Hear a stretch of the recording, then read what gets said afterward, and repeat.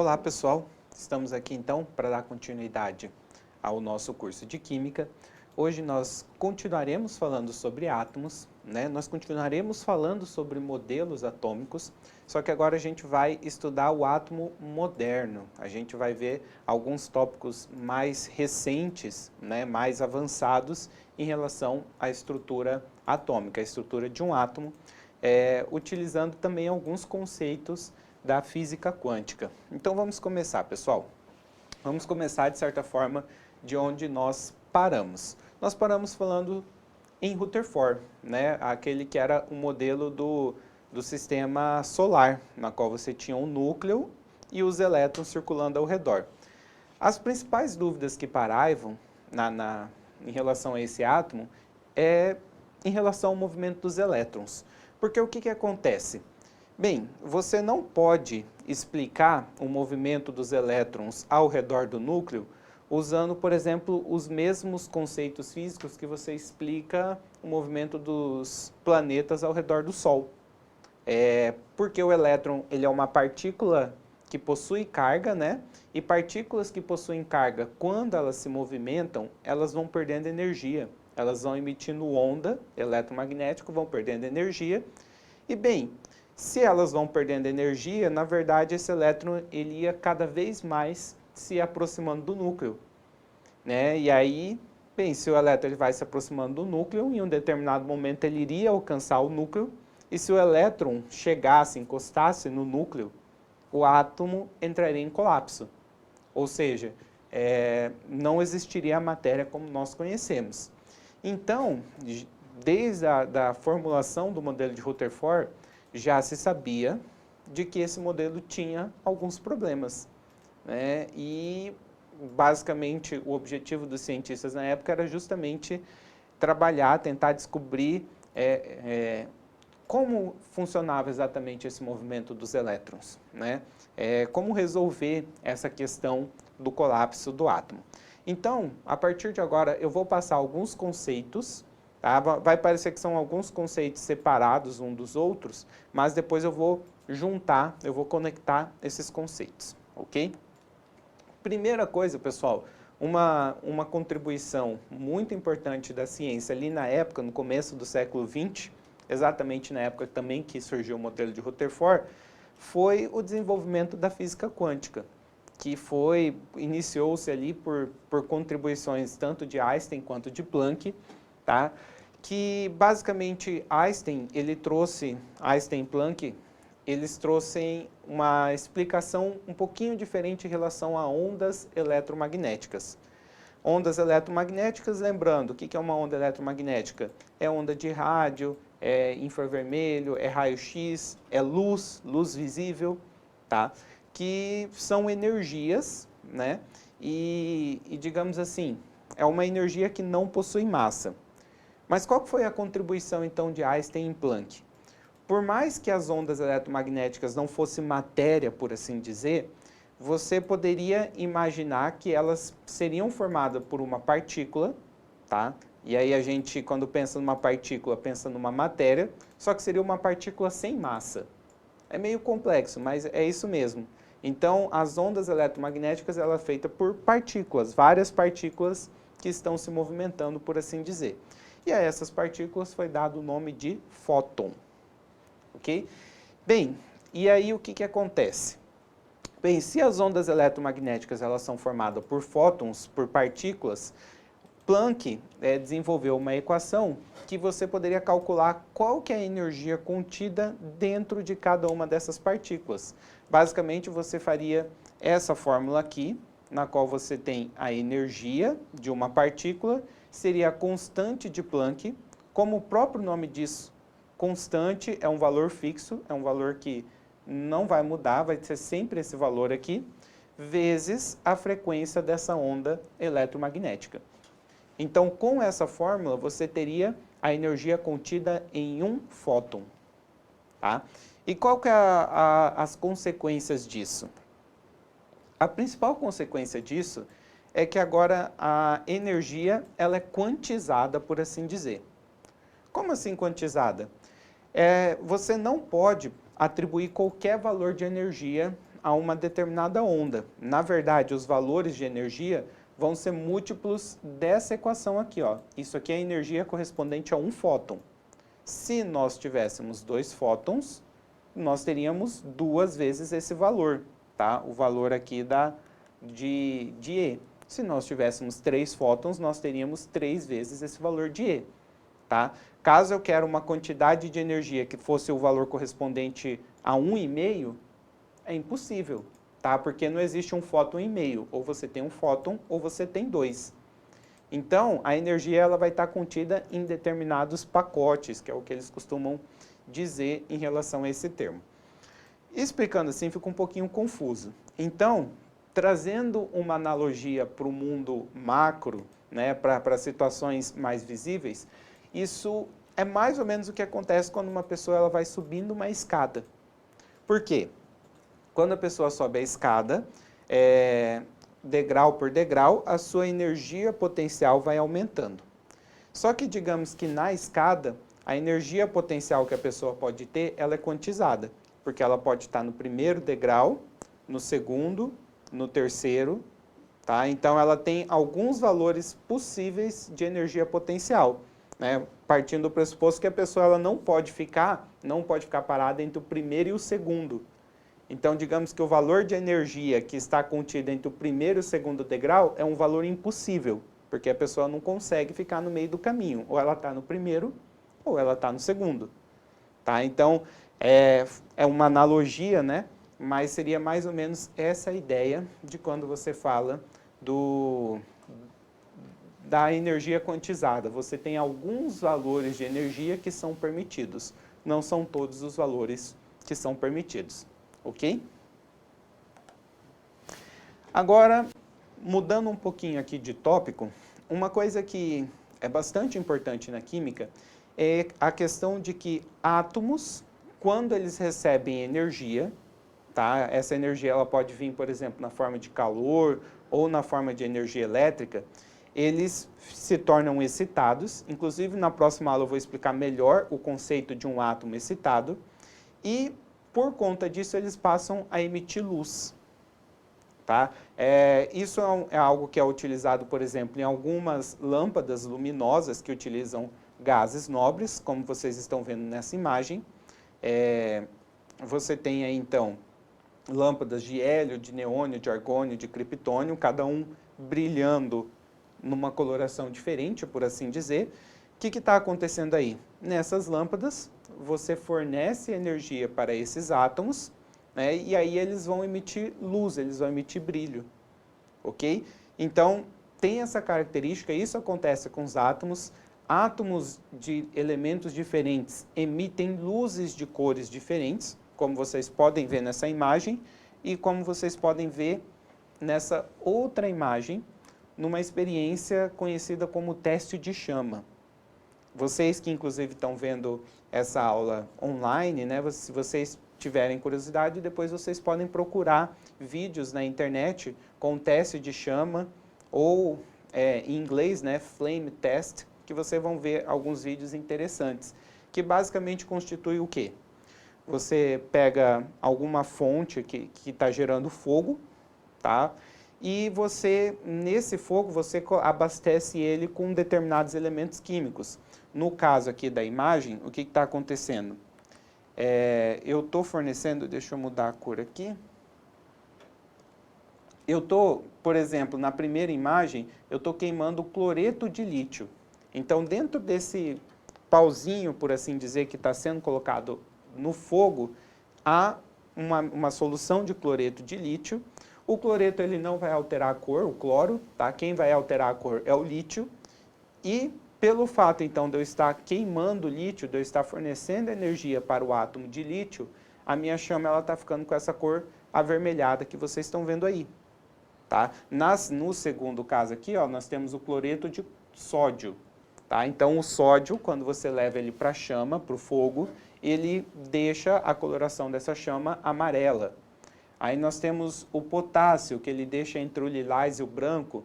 E aí você tem alguns exemplos. Outros exemplos bem interessantes é o cálcio, que deixa laranja, o estrôncio, que deixa entre o rosa e o vermelho, O cobre, que é bem legal, faz uma chama verde, tá? Então, é isso. A gente sabe que se fornecer energia para um átomo, ele vai emitir luz. Isso, inclusive, tá? Esse conceito, ele é utilizado na fabricação de fogos de artifícios. O que acontece?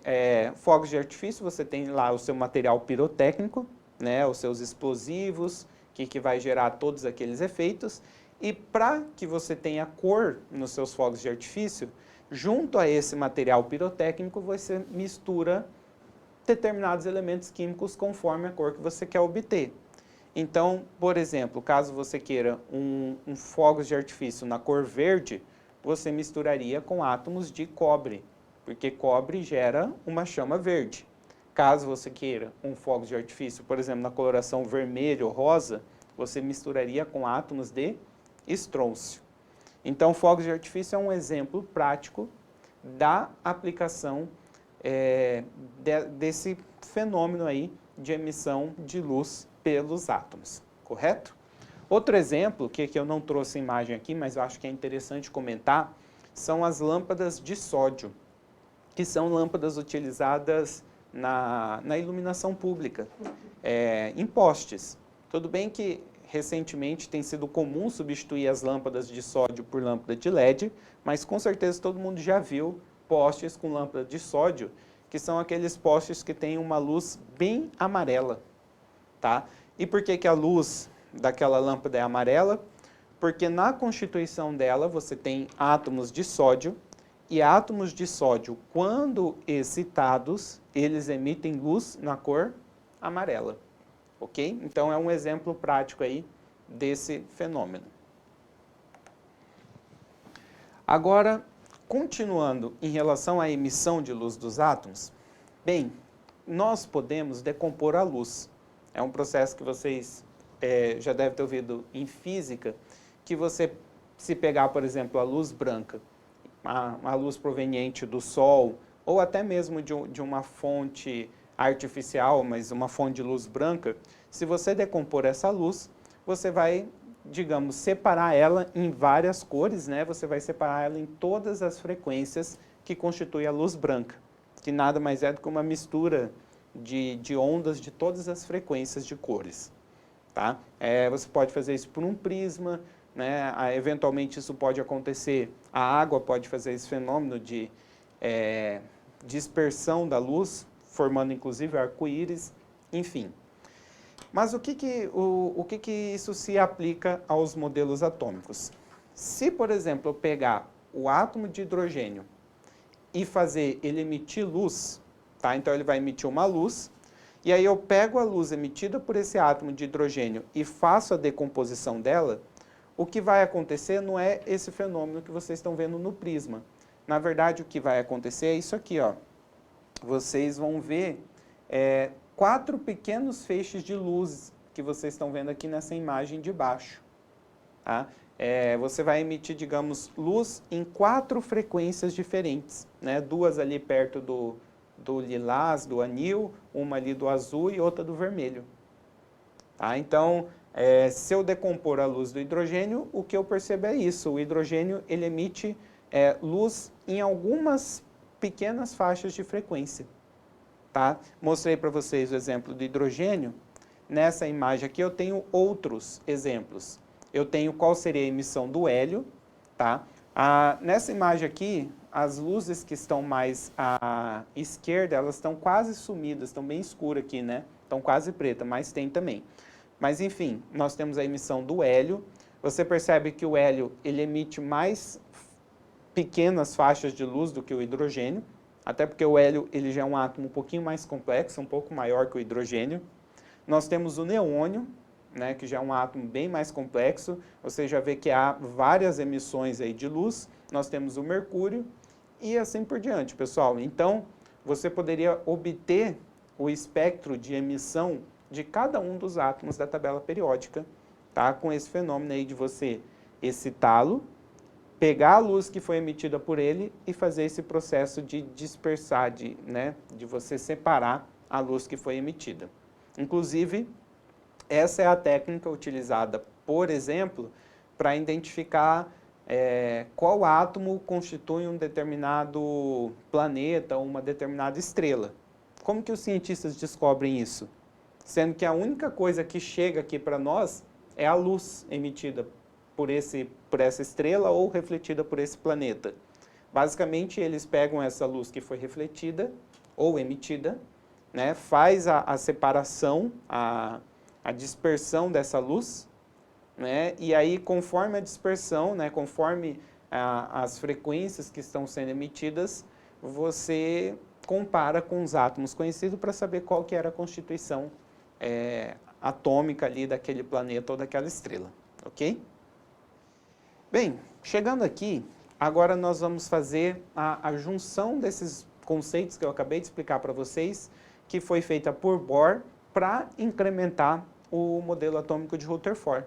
Né? Tanto que quando eu expliquei para vocês o modelo de Rutherford, eu passei a chamar de Rutherford-Bohr, né? Porque houve contribuições importantes feitas por esse cientista aí chamado Bohr.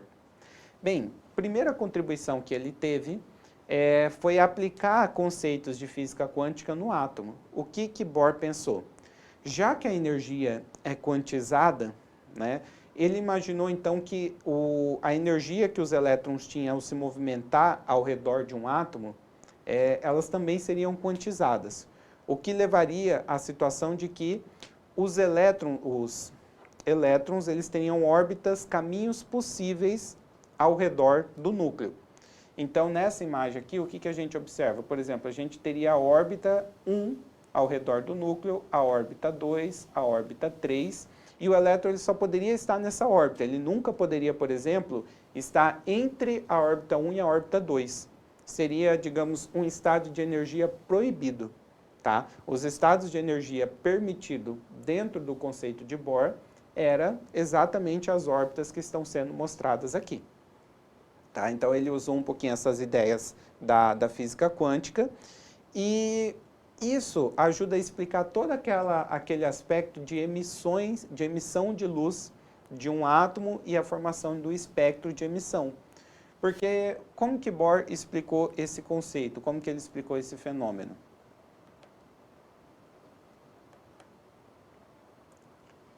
Bem, segundo a ideia de Bohr, quando você fornece energia para um átomo, tá, você está fornecendo fótons, que são partículas de energia, para um átomo, o elétron ele consegue então sair de uma órbita mais próxima do núcleo para uma órbita mais distante. Então, imaginando que nós tínhamos um elétron aqui, ó, que eu desenhei de vermelho, quando eu forneço energia para ele, ele pode sair, por exemplo, da primeira para a segunda órbita. Já que ele absorveu a energia, ele tem energia para estar mais distante. Okay? Mas, assim que essa energia cessar, esse elétron que estava, por exemplo, que foi transferido para a segunda órbita, ele vai ter que voltar para a primeira. E nessa volta, ele vai acabar emitindo luz. Ele vai acabar emitindo o fóton, né? E esse fóton vai ser percebido por nós como luz. Tá? E aí, por exemplo, por que eu poderia explicar a emissão do átomo de hidrogênio? Quando você olha aqui o espectro do hidrogênio, você tinha 4 pequenos feixes de luz emitido. Tá? Cada feixe desse representaria, por exemplo, a transição de um nível para o outro. Então, eu não sei exatamente qual feixe representa o quê, mas, por exemplo, é como se esse primeiro feixe representasse a transição do segundo de volta para o primeiro nível. Né? Quando o elétron está no segundo nível, volta para o primeiro, ele emitiria a luz nesse comprimento de onda aqui. Tá? Aí, o outro comprimento aqui seria se ele estivesse voltando, por exemplo, do terceiro para o primeiro. Tá? Então, isso explicaria por que você tem essas emissões de pequenas linhas, de pequenos feixes de luz. Cada linha dessa corresponderia, então, a um nível de energia ali dentro do seu átomo. Ok? Então, isso é o modelo de Bohr. Ele trouxe ideias da física quântica e ele conseguiu explicar esse fenômeno, então, de emissão de luz a partir dos átomos. Mas esse ainda não é o nosso modelo definitivo. Por quê? Esse modelo, ele ainda continua com o mesmo problema lá que eu trouxe no começo da aula, tá? Bohr, ele não conseguiu trazer uma explicação muito boa de como se evitaria o colapso do átomo, né? O elétron perder energia e acabar caindo no núcleo. No modelo dele, ele não conseguia trazer uma solução para isso. Mas essa ideia de você ter elétrons trocando de uma camada para outra e depois voltando emitindo luz, ela está correta, ela é aceita, ela se encaixa, inclusive nos modelos atuais, por assim dizer. Então, essa contribuição, tá, essa ideia de transição entre níveis, entre camadas, ela continua válida, tá, em nos modelos que a gente vai trabalhar daqui para frente. Antes da gente fechar a nossa aula com o modelo atual, tem dois conceitos da quântica que são bem importantes vocês terem conhecimento, porque tem sido inclusive recorrente de ser cobrado nos concursos, tá? Um deles é o princípio da dualidade de de Broglie, que é esse cientista que vocês estão vendo a foto aí, que na verdade diz que o elétron, na verdade não só o elétron, mas como toda matéria, toda partícula, mas em especial o elétron, ele tem um comportamento dúbio, por assim dizer.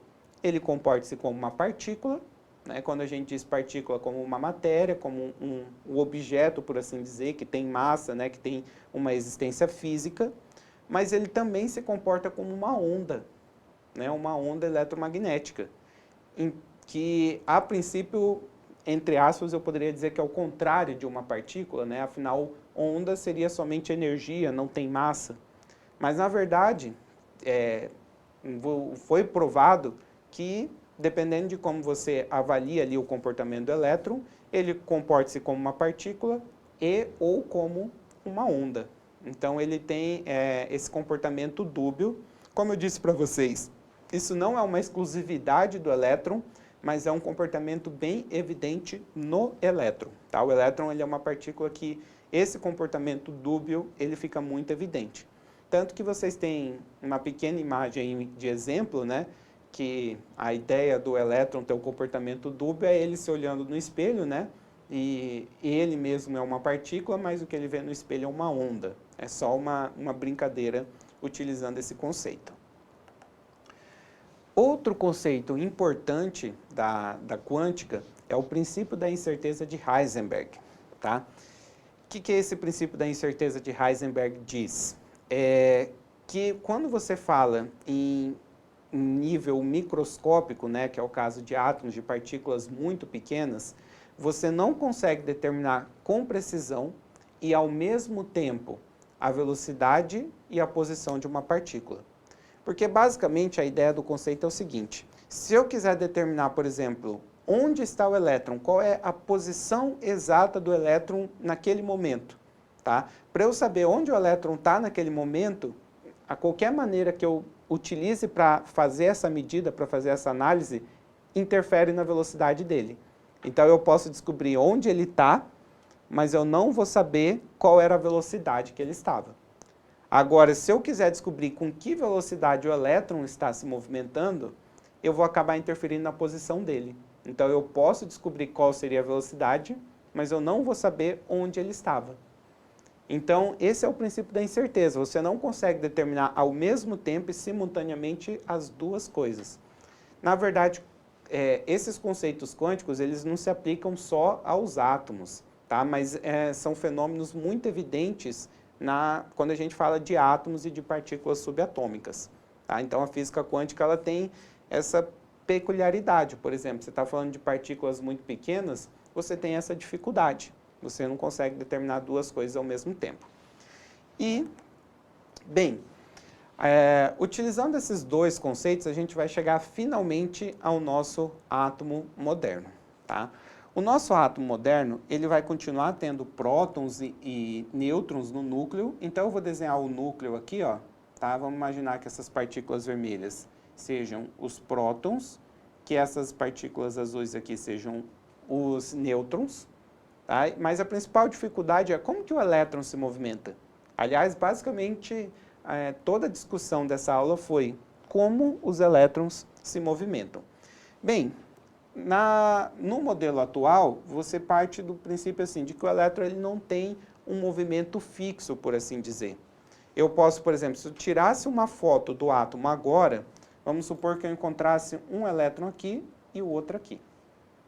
Se passado um determinado tempo eu tirasse outra foto desse mesmo átomo, eu ia encontrar um dos elétrons aqui e o outro aqui. Então eu estou juntando uma foto em cima da outra. Aí eu vou lá, tiro mais uma foto, eu encontro o elétron aqui e outro aqui. Aí eu vou juntando várias fotos, tá? Então eu vou fazendo vários pontinhos aqui, ó, indicando as posições em que eu encontro os elétrons em cada foto.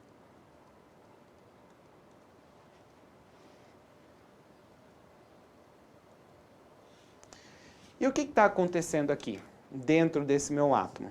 Primeiro, você percebe que o elétron ele não tem, digamos, uma lógica no movimento dele. Né? Digamos que, entre aspas, o movimento dele é aleatório. Tá? Só que, por mais que o movimento dele seja aleatório, existe uma região na qual eu tenho maior chance de encontrar esse elétron. Então, ó, essa região aqui que eu circulei é o que nós iremos chamar agora de orbital. Tá? O que é um orbital? A região onde você tem maior probabilidade de encontrar um elétron. Ou seja, o elétron ele não necessariamente vai estar sempre dentro daquele orbital que nós especificamos. Mas, dentro daquele orbital, eu tenho maior chance de encontrar o elétron. Tá? Só fazendo uma analogia aí, é como se eu tirasse uma foto sua em cada dia do ano. Tá? Nessa foto, em cada dia do ano, a maior probabilidade de eu encontrar você vai ser na cidade em que você mora. Digamos que a cidade em que você mora é o seu orbital. Não significa que 100% das fotos que eu tirar de você durante um ano, você vai estar na sua cidade. Né? Eventualmente, um dia ou outro, você pode estar viajando, você pode estar fora da sua cidade. Mas onde eu tenho maior chance de encontrar você? Na cidade em que você mora. Então, fazendo uma analogia aí, o orbital seria a sua cidade, é a região que eu tenho maior chance de te encontrar. Inclusive, esse conceito de orbital vai ser bem importante para a nossa próxima aula de distribuição eletrônica. Tá? Então, esse é o conceito do átomo moderno.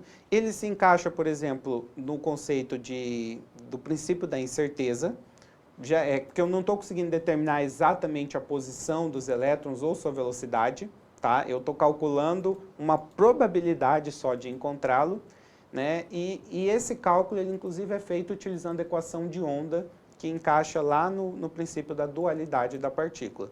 Então, aqui, ó, nós fechamos o nosso átomo moderno. Basicamente, em relação à nossa primeira aula de modelo atômico, a principal diferença em relação ao último modelo, o de Rutherford, e o atual, é a maneira como os elétrons se movimentam. Tá? Então, ó, nessa imagem aqui, eu trouxe para vocês a exemplificação aí, a imagem de como nós veríamos alguns orbitais. Inclusive, já adiantando um pouquinho a aula de distribuição eletrônica, que a gente vai falar orbital 1s, 2s, 2p, 3s, aqui eu tenho a imagem de alguns. Como vocês podem ver na primeira imagem aqui, ó, o orbital 1s, ele tem um formato esférico, né? Digamos que essa bolinha que eu desenhei aqui é onde eu tenho maior chance de encontrar o orbital 1s. O orbital 2s, ele também tem um formato esférico, só que ele é maior do que o orbital 1s. Inclusive, lembra aquela questão de elétron poder trocar de um nível para o outro? Tá? Um elétron, se eu fornecer energia para ele, ele pode, por exemplo, sair do nível 1s e ir para o nível 2s, né? Para um orbital maior, mais distante do núcleo. E aí depois, quando ele voltar, ele vai emitir luz. Tá? Então eu trouxe aqui os exemplos. O orbital 3s também, ele é esférico e ele é maior, né, do que o orbital 1s e 2s. Tá? Eu trouxe também um exemplo de imagem de orbital P, só que isso é assunto para a nossa próxima aula. Fechamos por aqui.